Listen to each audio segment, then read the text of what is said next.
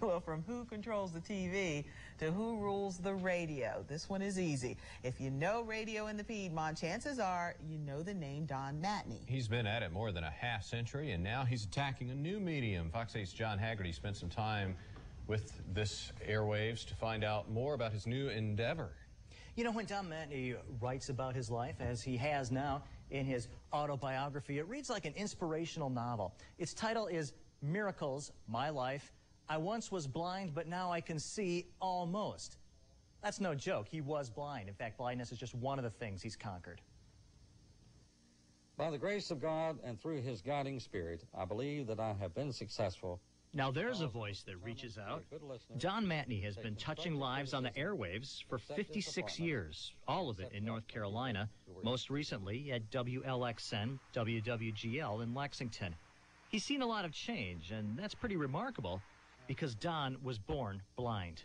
Now, I've had a handicap, a visual handicap all my life, but I don't consider it a handicap. It's a limitation. As a youngster, he had several operations, which helped. You know, I didn't have much vision, and so I couldn't see well enough at all to go to public school, so I was enrolled in the School for the Blind. By using what sight he had, an abundant imagination, and a fierce drive, he made it in a tough field. You didn't see any blind people in radio. I had people all the time say, you can't do that. You cannot be in radio. And that, of course, just pushed me that much harder. And in his book, Miracles, My Life, I once was blind, but now I can see, almost, Matney shows that determination, direction, and faith are keys. There are a lot of sighted people out there.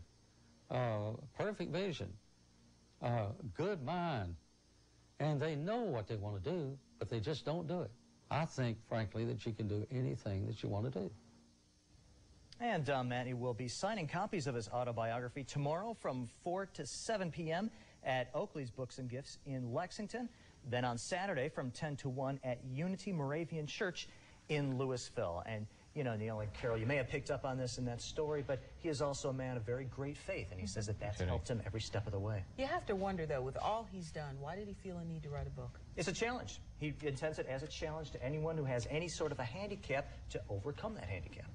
Pretty good. Very interesting. Interesting pictures in here, too. They're too small to show it, but he's interviewed like Marlon Perkins of the Wild Kingdom and Tom Wicker, a native North Carolinian, when he was associate editor of the New York Times. Very interesting book, John. Thank you. 56 years. Thanks, John.